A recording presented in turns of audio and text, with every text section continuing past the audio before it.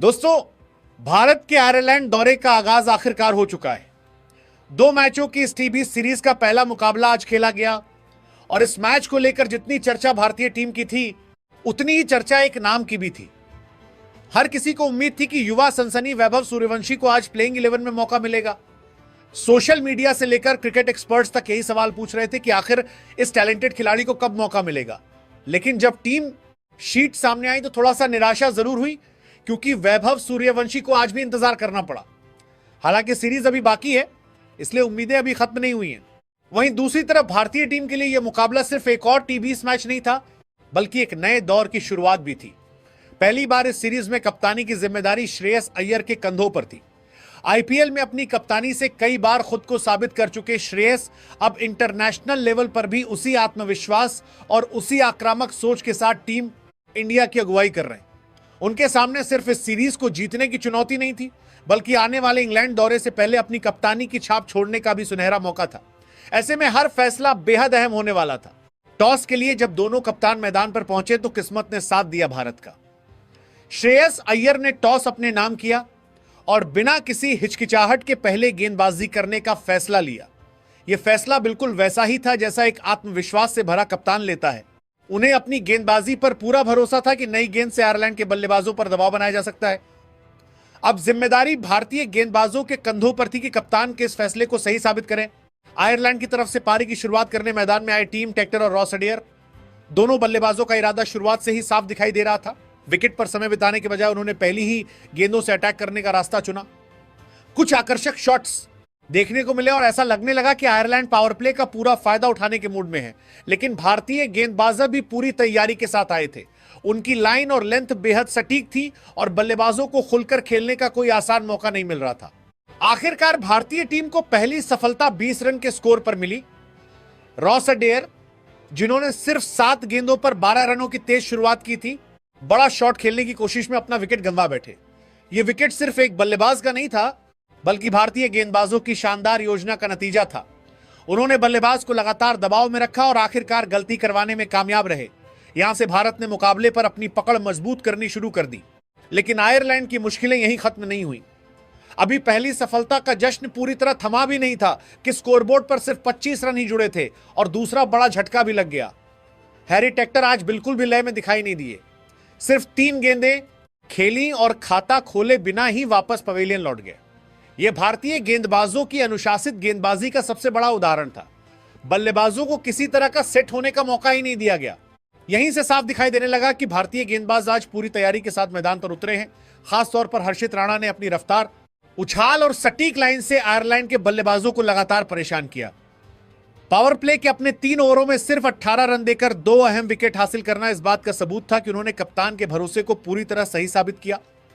हर गेंद पर एक योजना दिखाई दे रही थी और बल्लेबाज लगातार असहज नजर आ रहे थे।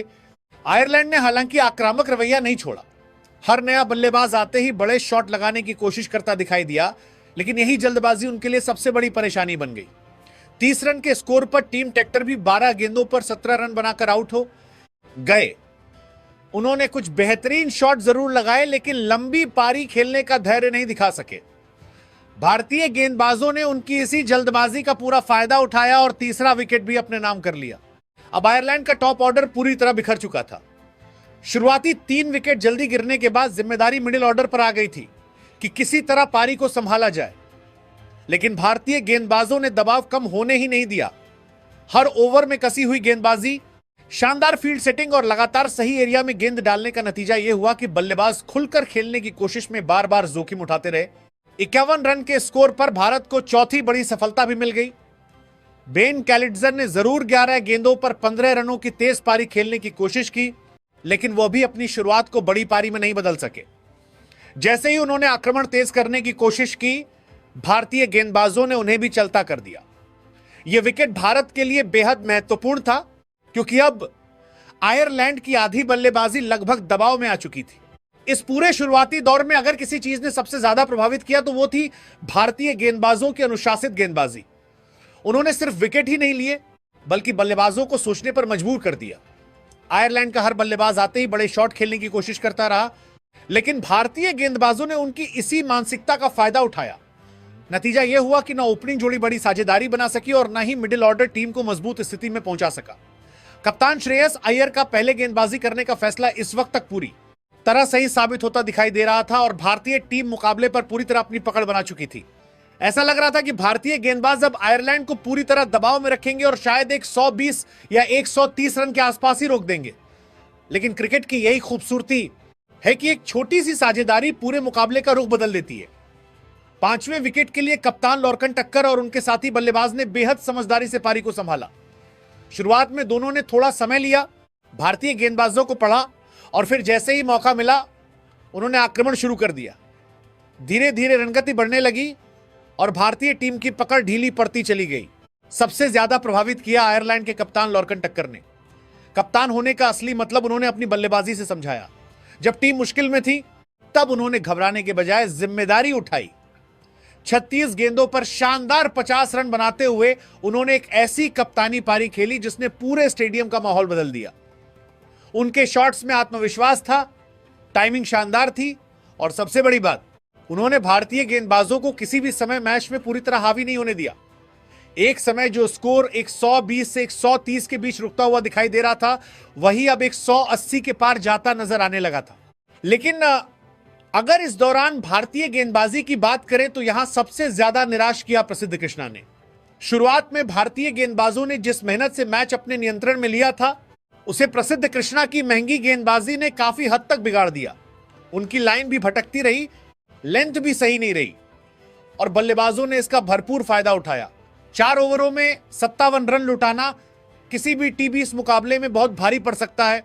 ऐसा लग रहा था जैसे हर ओवर में आयरलैंड के बल्लेबाज उनके आने का इंतजार कर रहे हों। जब भी भारत दबाव बनाने की कोशिश करता, प्रसिद्ध कृष्णा का एक महंगा ओवर उस दबाव को पूरी तरह खत्म कर देता। यही नहीं, वॉशिंगटन सुंदर भी आज अपने स्तर की गेंदबाजी नहीं कर सके। उनके एक ओवर में आए 19 रन ने आयरलैंड को वो अतिरिक्त गति दे दी जिसकी उन्हें आखिरी ओवरों में जरूरत थी। टी20 क्रिकेट में एक महंगा ओवर पूरे मैच की दिशा बदल सकता है और यहां भी कुछ वैसा ही देखने को मिला। भारतीय गेंदबाजों की छोटी छोटी गलतियों का आयरलैंड ने शानदार अंदाज में फायदा उठाया। हालांकि भारत को आखिरकार एक 115 रन के स्कोर पर बड़ी सफलता मिली जब कप्तान लॉर्कन टक्कर अपनी बेहतरीन अर्धशतकीय पारी खेलकर आउट हुए। उस समय लगा कि शायद अब भारत वापसी कर लेगा और आयरलैंड को एक 170 के अंदर रोक देगा। लेकिन आयरलैंड के बल्लेबाजों की कहानी अभी खत्म नहीं हुई थी। मैदान पर आए गैरेथ डिलेनी ने भारतीय गेंदबाजों की मुश्किलें और बढ़ा दी। उन्होंने शुरुआत से ही आक्रामक अंदाज अपनाया और हर ढीली गेंद की जमकर सजा दी। सिर्फ 32 गेंदों पर 49 रनों की तूफानी पारी खेलकर उन्होंने भारतीय गेंदबाजों के लिए आखिरी ओवरों को किसी बुरे सपने में बदल दिया। उनकी बल्लेबाजी में निडरता भी थी, ताकत भी थी और मैच को अंत तक ले जाने का जज्बा भी साफ दिखाई दे रहा था। भारत को छठी सफलता 164 रन के स्कोर पर मिली जब जॉर्ज डॉकरेल 10 गेंदों पर 19 रन बनाकर आउट हुए। लेकिन तब तक आयरलैंड अपना काम लगभग पूरा कर चुका था। आखिरी ओवरों में लगातार बड़े शॉट्स लगते रहे और भारतीय गेंदबाज सिर्फ गेंद उठाकर वापस अपनी रन अप पर लौटते दिखाई दिए। शुरुआती ओवरों में जिस भारतीय गेंदबाजी की तारीफ हो रही थी, डेथ ओवर्स में वही गेंदबाजी सवालों के घेरे में आ गई। आखिरकार 20 ओवर पूरे होने के बाद आयरलैंड ने 9 विकेट के नुकसान पर 182 रन बोर्ड पर टांग दिए। यह सिर्फ एक स्कोर नहीं था, बल्कि भारतीय टीम के सामने एक बड़ा इम्तिहान था। विदेशी परिस्थितियों में 183 रन का लक्ष्य कभी भी आसान नहीं माना जाता। शुरुआत में जिस तरह भारत ने मुकाबले पर पूरी पकड़ बना ली थी, उसके बाद आयरलैंड का यहां तक पहुंचना उनकी जुझारू बल्लेबाजी का सबसे बड़ा सबूत था। हर्षित राणा ने जरूर शानदार गेंदबाजी करते हुए भारत की उम्मीदें बनाए रखी और अपनी लाइन लेंथ से लगातार प्रभावित किया। लेकिन दूसरी तरफ प्रसिद्ध कृष्णा की महंगी स्पेल और वॉशिंगटन सुंदर का वो एक खराब ओवर भारत को भारी पड़ गया। अब मुकाबला पूरी तरह दूसरी पारी पर आ चुका था, जहां भारतीय बल्लेबाजों के सामने सिर्फ रन नहीं बल्कि दबाव, परिस्थितियां और एक चुनौतीपूर्ण लक्ष्य भी खड़ा था। और अब सारी निगाहें भारतीय बल्लेबाजों पर टिक चुकी थी। उम्मीद यही थी कि भारत की दमदार बैटिंग लाइनअप इस लक्ष्य का पीछा आत्मविश्वास के साथ करेगी। ओपनिंग करने मैदान में उतरे अभिषेक शर्मा और संजू सैमसन, दोनों खिलाड़ियों से आज फैंस को बड़ी उम्मीदें थी, खासकर संजू सैमसन जिनसे एक बड़ी पारी की उम्मीद की जा रही थी। लेकिन क्रिकेट उम्मीदों का नहीं, प्रदर्शन का खेल है। भारतीय टीम की शुरुआत वैसी बिल्कुल नहीं रही। जैसी एक बड़े रन चेज में होनी चाहिए थी। सिर्फ 16 रन के स्कोर पर भारत को पहला बड़ा झटका लग गया। संजू सैमसन महज 4 गेंदों पर 5 रन बनाकर पवेलियन लौट गए। उनका विकेट सिर्फ एक बल्लेबाज का आउट होना नहीं था, बल्कि भारत की योजनाओं पर पहला बड़ा झटका था। ऐसे मौके पर उनसे जिम्मेदारी भरी पारी की उम्मीद थी, लेकिन वो एक बार फिर अपनी शुरुआत को बड़ी पारी में नहीं बदल सके और भारतीय खेमे में हल्की सी बेचैनी साफ दिखाई देने लगी। संजू के आउट होने के बाद तीसरे नंबर पर आए ईशान किशन। दूसरी तरफ अभिषेक शर्मा बिल्कुल अलग ही अंदाज में बल्लेबाजी कर रहे थे। ऐसा लग रहा था मानो उन्हें स्कोरबोर्ड का कोई दबाव ही महसूस नहीं हो रहा। उन्होंने आते ही आयरलैंड के गेंदबाजों पर हमला बोल दिया। मैदान का शायद ही कोई ऐसा कोना बचा हो जहां अभिषेक ने शॉट न लगाया हो। उनकी टाइमिंग कमाल की थी, फुटवर्क शानदार था और हर बड़ा शॉट भारतीय ड्रेसिंग रूम में नई उम्मीद जगा रहा था। चौके छक्कों की बरसात करते हुए उन्होंने सिर्फ 20 गेंदों में अपनी तूफानी अर्धशतकीय पारी पूरी कर ली। कुछ देर के लिए ऐसा लगने लगा कि अकेले दम पर वो मैच भारत की तरफ मोड़ देंगे, लेकिन टीबीएस क्रिकेट में एक गेंद पूरा खेल बदल देती है। 45 रन के स्कोर पर भारत को दूसरा झटका लगा और अभिषेक शर्मा 20 गेंदों पर विस्फोटक 50 रन बनाकर आउट हो गए। उनका विकेट आयरलैंड के लिए किसी राहत से कम नहीं था, क्योंकि सबसे बड़ा खतरा पवेलियन लौट चुका था। अब लक्ष्य अभी भी 183 रन का था। शुरुआती 2 विकेट गिर चुके थे और पूरा दबाव धीरे धीरे भारतीय मिडिल ऑर्डर पर आता जा रहा था। ऐसे समय में ईशान किशन से बड़ी पारी की उम्मीद थी, लेकिन आज उनका बल्ला भी पूरी तरह खामोश रहा। सिर्फ 5 गेंदों पर 1 रन बनाकर वो भी सस्ते में आउट हो गए। भारतीय बल्लेबाज लगातार एक जैसी गलती कर रहे थे। कोई भी बल्लेबाज विकेट पर टिककर साझेदारी बनाने की कोशिश नहीं कर रहा था। हर कोई तेजी से रन बनाने की जल्दबाजी में अपना विकेट गंवा रहा था और आयरलैंड के गेंदबाज इसी का फायदा उठा रहे थे। मुश्किलें यही नहीं रुकी। 60 रन के स्कोर पर भारत को सबसे बड़ा झटका तब लगा जब कप्तान श्रेयस अय्यर भी सिर्फ 7 गेंदों पर 3 रन बनाकर चलते बने। जिस कप्तान से संकट की घड़ी में टीम को संभालने की उम्मीद थी, वो भी आज अपनी जिम्मेदारी निभाने में सफल नहीं हो सके। अब भारतीय ड्रेसिंग रूम में तनाव साफ दिखाई देने लगा था। एक समय जो लक्ष्य आसान नहीं तो कम से कम हासिल करने लायक जरूर लग रहा था, अब वही पहाड़ जैसा महसूस होने लगा। दूसरी तरफ आयरलैंड के गेंदबाजों का आत्मविश्वास हर विकेट के साथ बढ़ता जा रहा था। उन्होंने शानदार वापसी करते हुए मैच पर अपनी पकड़ मजबूत कर ली थी। 80 रन के स्कोर पर भारत को एक और करारा झटका लगा। अभिषेक शर्मा की शानदार पारी खत्म होते ही भारतीय बल्लेबाजी की रीढ़ जैसे टूट गई थी और अब तिलक वर्मा पर बड़ी जिम्मेदारी आ गई थी। लेकिन वो भी 21 गेंदों पर सिर्फ 19 रन बनाकर आउट हो गए। उनकी पारी में संघर्ष तो था, लेकिन वो मैच का रुख बदलने वाली पारी साबित नहीं हो सकी। अब मुकाबला पूरी तरह खुल चुका था। आयरलैंड के खिलाड़ी हर विकेट का जश्न ऐसे मना रहे थे जैसे जीत उनकी मुट्ठी में आती जा रही हो। भारतीय टीम की हालत लगातार खराब होती चली गई और देखते ही देखते 100 रन के स्कोर तक पहुंचते पहुंचते 6 बल्लेबाज पवेलियन लौट चुके थे। वॉशिंगटन सुंदर से उम्मीद थी कि वो निचले क्रम में कुछ बड़े शॉट लगाकर मुकाबले को जीवित रखेंगे, लेकिन वो भी 12 गेंदों पर सिर्फ 9 रन बनाकर आउट हो गए। अब भारतीय टीम पूरी तरह बैकफुट पर थी। स्कोरबोर्ड पर रन कम थे, विकेट लगातार गिर रहे थे और दूसरी तरफ आयरलैंड का आत्मविश्वास 7वें आसमान पर पहुंच चुका था। अब सारी जिम्मेदारी शिवम दुबे और अक्षर पटेल के कंधों पर आ चुकी थी। अगर भारत को इस मुकाबले में बने रहना था तो इन्हीं दोनों बल्लेबाजों को कुछ असाधारण करना पड़ता, लेकिन इसके बाद भारतीय टीम की उम्मीदें भी धीरे धीरे दम तोड़ती चली गई।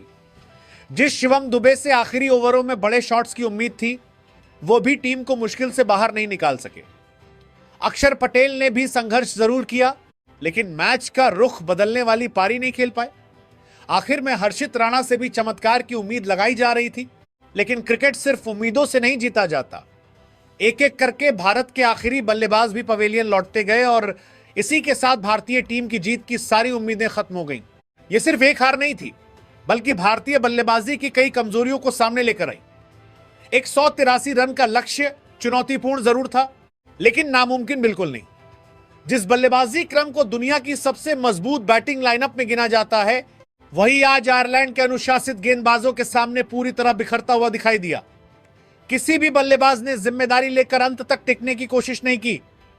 कोई जल्दबाजी में आउट हुआ, किसी ने गलत शॉट चुना, तो किसी ने दबाव के आगे अपने विकेट की कीमत ही नहीं समझी। यही वजह रही कि भारत मैच में कभी भी पूरी तरह वापसी नहीं कर सका। दूसरी तरफ आयरलैंड ने साबित कर दिया कि क्रिकेट में नाम नहीं, प्रदर्शन मायने रखता है। उन्होंने शुरुआत से आखिर तक शानदार जज्बा दिखाया, पहले बल्ले से चुनौतीपूर्ण स्कोर खड़ा किया और फिर गेंदबाजी में ऐसी अनुशासित लाइन और लेंथ रखी कि भारतीय बल्लेबाजों को खुलकर खेलने का एक भी आसान मौका नहीं दिया। उनकी फील्डिंग में ऊर्जा थी, गेंदबाजी में आत्मविश्वास था और हर खिलाड़ी जीत की भूख के साथ खेलता हुआ दिखाई दिया। आखिरकार आयरलैंड ने भारतीय टीम जैसी मजबूत और स्टार खिलाड़ियों से भरी टीम को हराकर बड़ा उलटफेर कर दिया। 2 मैचों की इस टीबी सीरीज में मेजबान टीम ने 1-0 की बढ़त हासिल कर ली और भारत को साफ संदेश दे दिया कि अगर अगले मुकाबले में वापसी करनी है तो सिर्फ नामों के भरोसे नहीं बल्कि मैदान पर प्रदर्शन के दम पर करनी होगी। भारतीय टीम के लिए यह हार एक बड़ा सबक है, जबकि आयरलैंड के लिए यह जीत लंबे समय तक याद रखी जाने वाली ऐतिहासिक सफलता बन गई।